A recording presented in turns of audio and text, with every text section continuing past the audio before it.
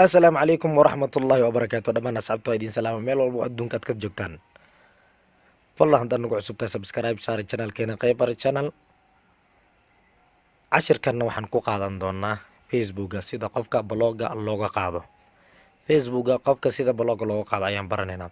Okay, Facebookaga ayaa soo furaysa kadib waxaad dooranaysaa meesha xariijinta saddexda xariijin meeshaas ayaad dooranaysaa kadib waa soconaysaa hoos ayaa aadaysaa setting and privacy ayaad soo furaysaa kadib waxaad dooranaysaa settings ayaad dooranaysaa kadib markaa settings aad dooratid waxaad raadinaysaa blogging meel ay ku qoran tahay. Okay, blogging meel ay ku qoran tahay markaad aragtid ayaad ku dhufanaysaa. Okay, blogging markaad aragtid dadka blogga aad saaratay halkan ayay kaaga muuqanayaan. Okay, qofka waad taabanaysaa oo kaliya unblog ayaad taabanaysaa marba had inaad unblog aad taabto.